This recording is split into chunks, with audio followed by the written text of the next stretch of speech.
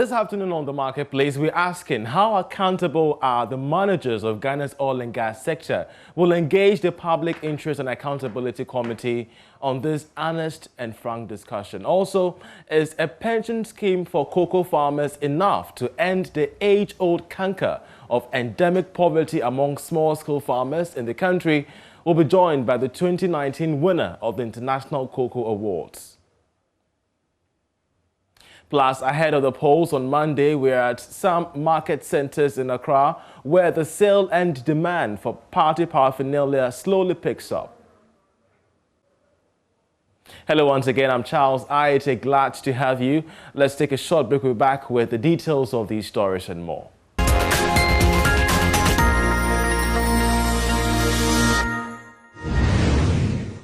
Hello and welcome. The Electricity Company of Ghana says government $180 million support has enabled the company replace obsolete equipment and introduce artificial intelligence to its operations. The managing director, Kwame Ajiman-Budu, says the AI initiative is helping to improve electricity supply and sustain system reliability in the Ashanti region. Prince Appiah has more in this report.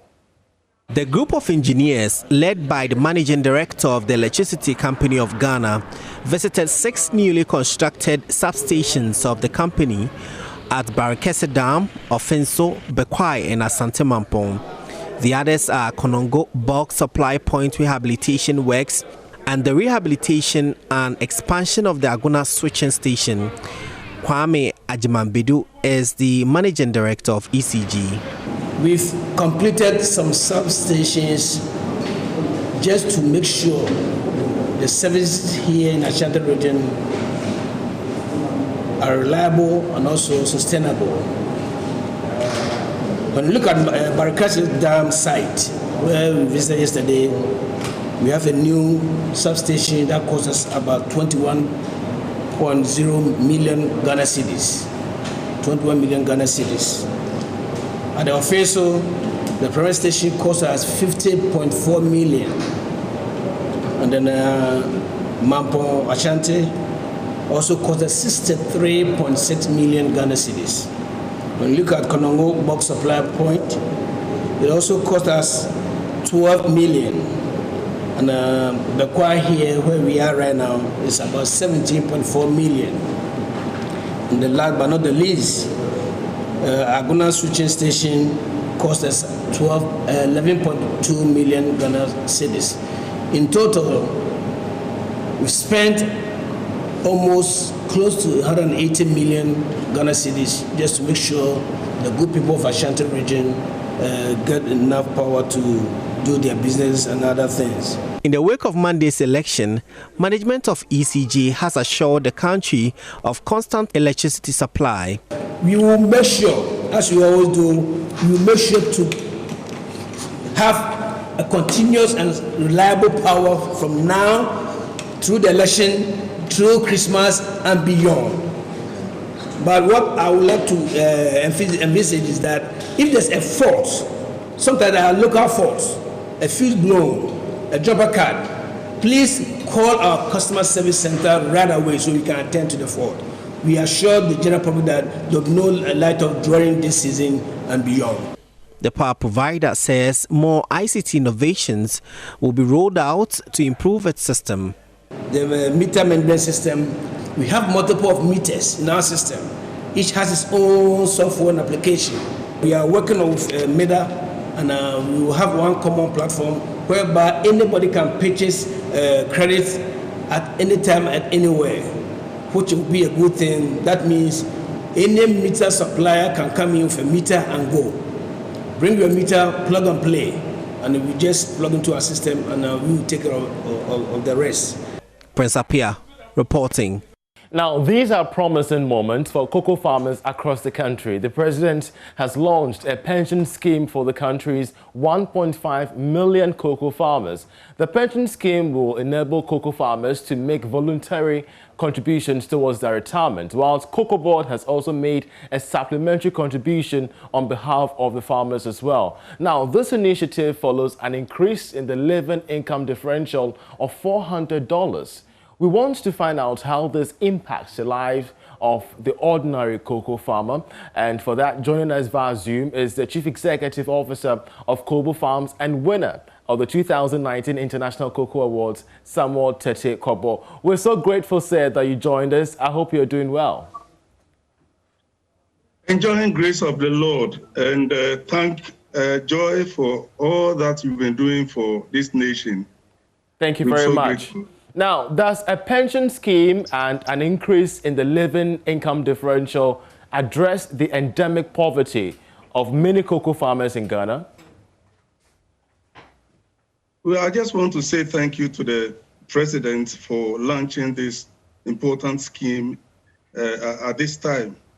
It is indeed a welcome news to the cocoa farmer, albeit we still believe that there are one or two hitches if we can really assess this all-important scheme, right? Because when we are talking of the cocoa farmer, who are we talking of? Is it the landowner or the young man, young woman who has gone to take the cocoa farmer's land and working on it? Okay, if the scheme should benefit, then it should squarely benefit the one actually also working on it, and not only the landowner. That is my take. But the scheme is really, really, and a very good intervention for the farmer. And especially when the prices of the cocoa have been increased. That has been a cry of the farmers all along. And knowing that this increase is marginal, we are saying thank you again to the government and especially Cocoa Board for giving into this. And we believe that it will go a long way to help the cocoa farmer. It may not alleviate all their poverty needs, right? But at least a chunk of it, if they properly address and plan well, the cocoa farmer will be the beneficiary in this case. Interesting. Talk to us about the revenues of cocoa farmers ever since the LID was effected. We're talking a $400 increase. How has this affected the revenues of cocoa farmers across the country? Cocoa farmers across the country, I would just oppose that with what the government is doing or Cocoa Board is doing by helping in the pruning and helping in the group spraying. But that has also been a point where the farmer is always having a difficulty because it costs a lot to do these particular things. You have to hire a gang and all those things. So if the Cocoa Board has taken that alongside the increase in this, then you can see that there will be a lot of disposable income to the farmer, where he can also have something, a little more to use for himself and the family, and also to address the very little perennial problems on the farm. So it is actually a good help to the cocoa farmer. Mr. Kobo, you have seen it all. You are an established cocoa farmer in your own right. And I do believe that just the cocoa pension scheme and an increase in LID does not evaporate the existing challenges that cocoa farmers face across the country. We're talking of child labor, we're talking of the invasion of cocoa farms by illegal miners, and the list goes on and on. How much of a challenge are these existing issues to the productivity of cocoa farming in Ghana today? An interesting angle to all this. Let's address the child labor issue. If you talk to the cocoa farmer on the farm gate, he will quickly tell you that if you don't want me to go to the cocoa farm with my child, okay, and you are still telling me that we should make sure that the aged farmer hands over to somebody, the youth, who are we going to train to take over? Okay, they continuously say that go to the developed countries. Somebody who is an engineer by way of technology will always have the child by him while he's working and learning from him. Why is it that when it comes to the cocoa farmer, you said the child is being forcefully labored? But don't they understand the circumstances of labor with respect to transitional, generational, technical skills that oftentimes we have this generational gap where the owner transforms or translates the knowledge to the younger generation. The circumstances change. Are they not getting that? I think we will be getting there, especially because education is becoming more liberated so that everybody is having the opportunity to go to school. And once you get to the classroom, we can then, on the value chain of the cocoa, okay, introduce certain technical training. We have the agricultural colleges, we have the cocoa farms institutions. If we can train them from that angle, then we will not label and tag them as child labor again, because they will be then developing the skill, okay, from an angle of a training perspective, okay, then that way we cannot accept it. And I think it will benefit all of us. I believe that 2020 has been a challenging year for cocoa farming in the country. COVID-19 has disrupted so many things. Export of raw materials, cocoa beans, has been much of a challenge. We visited your cocoa farm and you shared with us these issues. But moving forward, 2021, where do you see the prospects of cocoa farming in Ghana? Cocoa farming in Ghana has great prospects. I say so because the issue about gang spraying teams, pollination from cocoa shed, and the assistance given to us by the technical people coming from the cocoa health and extension divisions. These issues are gradually taking effect on the farmer, and the farmer is actually imbibing into it. So you see that come 2021, every farmer is now ready and knows the dates, the times, the months by which each of these things have to be done. And once they are doing it properly, believe you me, if we have the rains at the right time, we will be able to catch up and we will overtake and come back to our first position as the best cocoa growing country in the world. We just hope so, Mr. Kobo. We're so grateful that you joined us. And trust me, I'll be paying a visit shortly. Thank you very much for being a part of this program. Let's move on to other stories, election related, because ahead of December 7th, small-scale miners are urging their colleagues to vote for the party with favorable policies to change their lives. Now, the miners say they have analyzed both the MPP and the NDC's manifesto, and of course, will conclude on what is the best for them at the polls. Mahmoud Mohammed Nuruddin reports on this latest development. At a small-scale mining forum in Obuasi, the miners expressed dissatisfaction with the current government's management of the mining industry. Leadership of the miners say members are not going to vote based on political party affiliations, but rather on the party with better policies for them. So we are going to vote not on the basis of NDC MPP, but the party that is doing everything humanly possible for us to work and work well. So, which is small-scale mining. That's what I'm trying to say here is we've gone through both MPP, NDC, their manifestos, and we are not kids. We understand the angle they are both coming from. So what I'm saying is that my position and the kind of people I'm leading, there's no way I'll tell the world that we are going to do. Vice Chairman for small-scale miners in the Dunkwao area, Benjamin Annan, says he would be doing a great disservice by directing his members to vote for a particular party. People used to ask questions. Ben, are you NDC or MPP? I don't belong to any of them. I belong to small-scale mining. Because when you talk about NDC, it's about the people. You talk about NDC, it's about the people. And look at the people, I'm leading them. So I'm having a very big party, which is small-scale mining. And any government that dare my people, then I think I also engage in any level. So what we are saying is that we are now convinced, but because of my position as vice chairman of this political district, we are having a lot of MPP and NDC. We have read their both manifestos. We know what is good for us. We've gone through both MPP, NDC, their manifestos.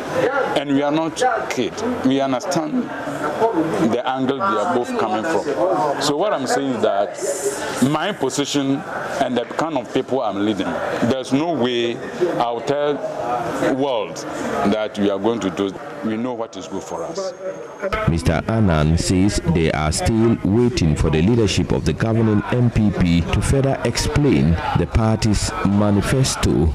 To meet MPP to ask some few questions in their manifesto, but we haven't gotten that opportunity. Severally we've been engaging NDC, and today we are engaging them. So whenever MPP, because we don't know what they have for us, so maybe tomorrow MPP also can engage us, and they do so, and we are convinced, that's where you can draw the line. But as I'm speaking to you now, because we haven't met them, I think our people are also going for what they have understood. NDC spokesperson for Trade and Industry, Kwame Awuah Darko, explains why the opposition NDC is opting for a gold board. These are people who are entrepreneurs who have had no support from government. You consider a large-scale mining operation. Before they even start operating, they take incentives for tax breaks and incentives from the government. These Ghanaians, these small-scale miners, who are bona fide citizens of our country, get no such privileges.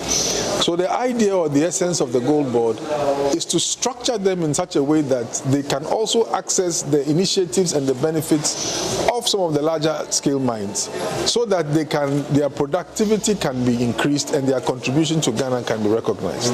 He expects small-scale miners to have the right inputs and implements to enhance their operations. The challenges we perceive they have. Ore recovery is another challenge we perceive they have. If you talk to the small-scale miners, they are able to, using the equipment they have, extract about 30 to 35% of the gold ore from the earth they clear.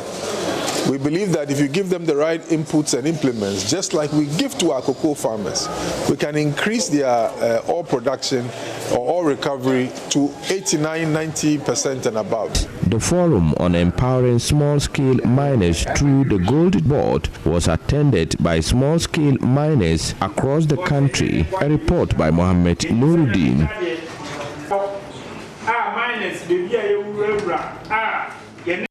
The sale and demand for party paraphernalia is slowly picking up ahead of Monday's general elections. Of course, Joy Business visited some market centers in Accra to gauge the enthusiasm ahead of the polls. Here's a report filed by Emma Davis and Mildo Dodu. Speaking to some vendors, they pointed out that sales is not encouraging as expected due to the impact of the coronavirus pandemic on the economy and its rippling effects. Others, however, say sales are booming.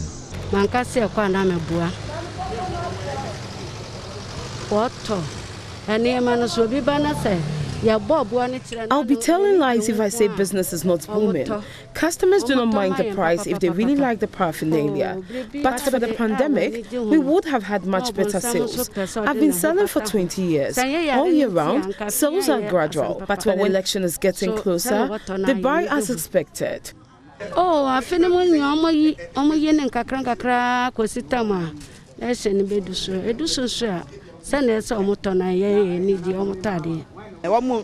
sales are better this year. Everyone is looking forward to JDM's comeback, so they are buying. Sales are better than last 4 years. For the love of the party, even when we are in opposition, they buy them more.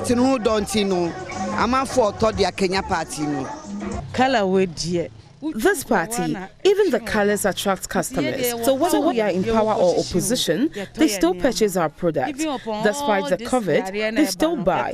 Some even buy them to give them out. In a day, I can sell 4,000 or 3,000, with the exception of paraphernalia we take to the market. In 2016, paraphernalia were purchased a lot.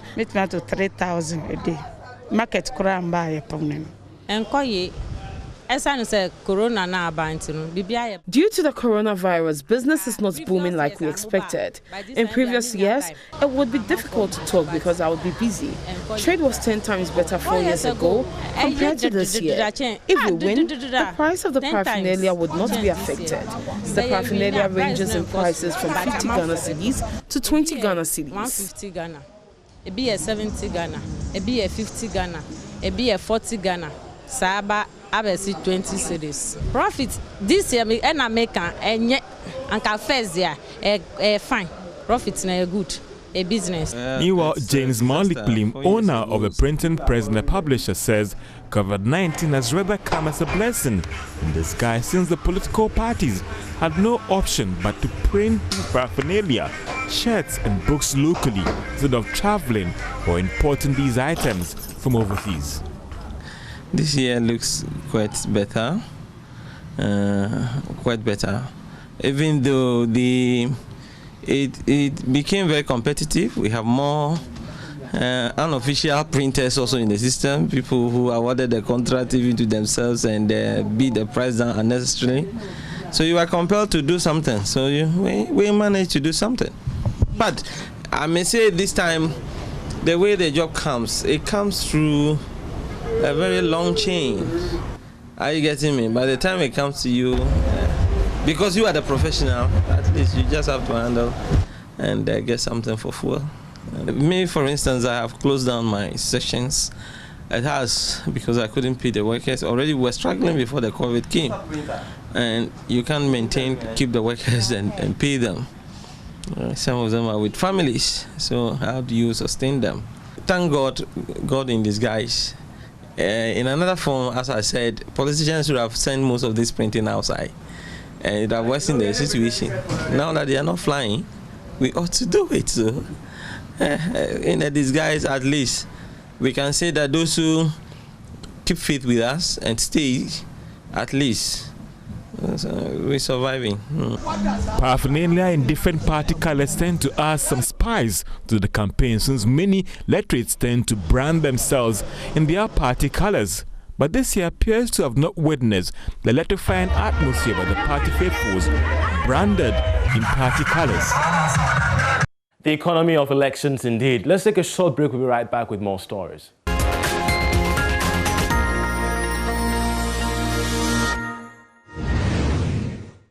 Now, the Association of Chartered Certified Accountants has charged financial professionals to exhibit professionalism and integrity in the discharge of their duties. According to the newly sworn-in president of the Ghana Network panel of the ACCA, Ishirin Nielsen, the new corporate world demands more finance professionals to be strategic thinkers and exhibit leadership skills. She spoke to Joy Business after 318 newly qualified chartered accountants of the ACCA background were inducted in Accra. I would like to advise all our finance professionals to take integrity as their core in everything that they do. Without integrity, there is a question mark on whatever you bring to the society. We should take technology very serious as it's becoming the order of the day and is the new normal. It's able to help you to develop yourself so that you can perform well in whatever you do, to be able to sustain your environment wherever you find yourself. COVID-19, I should say, has come to stay, and it has become the new normal.